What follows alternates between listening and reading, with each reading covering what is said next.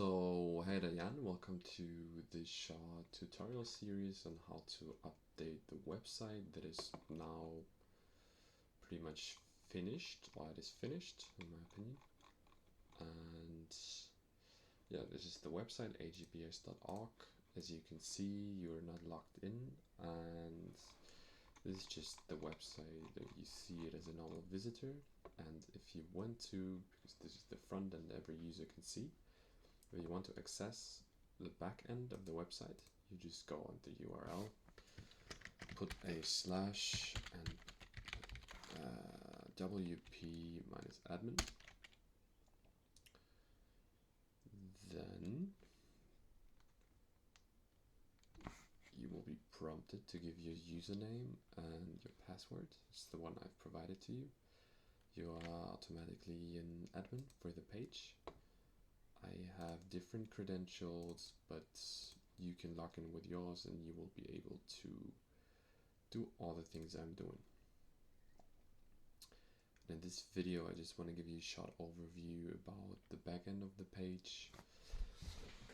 And yeah, I'm not going to go into detail, but I will just show you how this is working in general. So the first thing you see is the dashboard, or you see just in general the back end of the page, so like this, and you can pretty much ignore this bar up here, but this menu here on the left, it's like a navigation menu of the back end, and it's going to tell you where you are. So at first you will see the WordPress dashboard, and I edited a little bit so that you can have an overview of the things that probably matter most to you. So what we have here is, for one, stats by Jetpack. Here you can see the visitors of your website. You can see the top polls, like which sub pages have been visited the most, and if there were any tags or malicious login attempts, but you can pretty much ignore this. It's more about these stats. If they matter to you, I thought it would be interesting for you to see how many people are visiting, or how many users are visiting your website. The second one is the MemberPress widget, and yeah, here you can see the 7-day membership activity, what it says, and if there are new users, and if there are transactions. Right now they're all pending because it's a renewed transaction and they haven't confirmed it yet, but it will be different as soon as people register and obtain a new membership. This is site health status. It should always say good. And I put this here also, the WooCommerce status, so that you can see like if it's mostly about the web shop, about the proceedings if non-members purchase them, and then you can see this here. It's more about just the net sales this month. In case you want to have it, I think this one doesn't really matter because it's just a digital product and it's all gonna work just like this. Okay, then we go back to the menu, and what we got here is the updates of the system itself and plugins and all these things, but you don't have to worry about it because I changed the settings of your host, of Bluehost, and all the updates are done automatically, so you don't have to worry about it. It will just automatically update, so you don't have to worry about security issues or anything.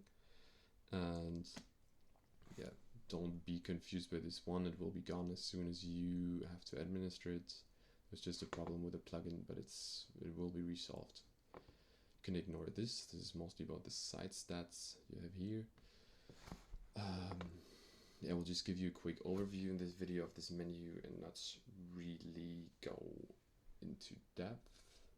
And what is important here is to distinguish between posts, media, and pages. You won't use the comments or the feedback section, but posts will be later on what like the news articles, the news posts. So as soon as you add a new post, you will see them down here. These are just posts, and as soon as you add a new one of them will be replaced and you will see the 3 most recent posts. Then we have the media. In here you can see all the media that I've uploaded to the site already.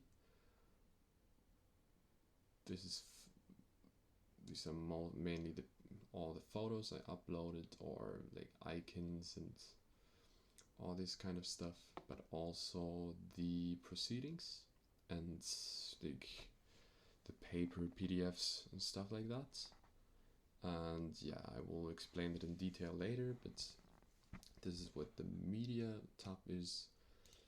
And the pages are important because these are just all the sub pages you have. Like for example, the leadership page. And if you want to edit the page, you have to go into the pages tab and edit it from here. It's, yeah. The comments and feedback are not important because I deactivated the comment section, and the feedback is also not important. So this block here is about WooCommerce. WooCommerce is a super powerful plugin you can use for setting up an online shop, and it is really powerful. So you can also do analytics and marketing and so on, but in our case I just implemented it so that we have a web shop to sell the proceedings to non-members, and for that I implemented WooCommerce, and it's quite sophisticated, this plugin, but you will only have to add new products here and then they will appear automatically on the proceedings page. I will go into depth later. Come to Elementor, templates and essential add-ons. So Elementor is just the page builder, like a visual page builder that makes it easy for you to just drag and drop elements and adjust the page to your needs. Like for example, change headlines or change the content of the page, and yeah, I will show you later how you can use it. These ones can be ignored. This one is probably really important. It's the MemberPress plugin to manage all the subscriptions and memberships. Will also take a little bit longer to explain all these subsections, but it is really easy to use and will also substitute the program you're using at the moment locally, and it will do everything automatically for you. And the next block is about the appearance. Here you could, for example, change the logo of the website, but this one you won't really need the plugins neither, because all the plugins you need are already installed. They will be automatically updated, so you usually shouldn't put your hands on this one either. The users section of WordPress itself is also not important because you will just manage the users through the MemberPress plugin. And yeah, then we still have the settings.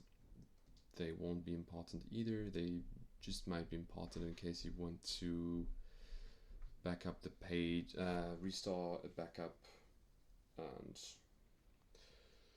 yeah, you won't use this either. This is just the SEO, but I've already configured everything for you, so you can as well ignore this.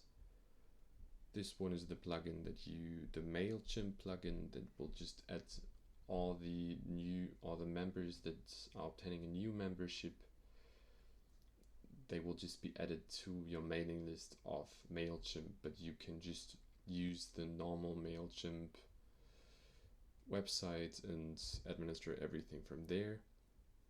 Also, these two are just plugins that you won't need for the programming of the page. And which could be interesting for you is the last one, and it's called the Smart Slider. And as you know, we have this picture here on top and have different slides. And in case you want to add a new slide, or you want to change the text here, or you want to remove one, you will have to use the Smart Slider plugin, but it's also super easy to use, and I'm gonna explain it in a different video. So this would be everything. This is just a quick overview of the back end of the page. And yes, this is all you need to know for now.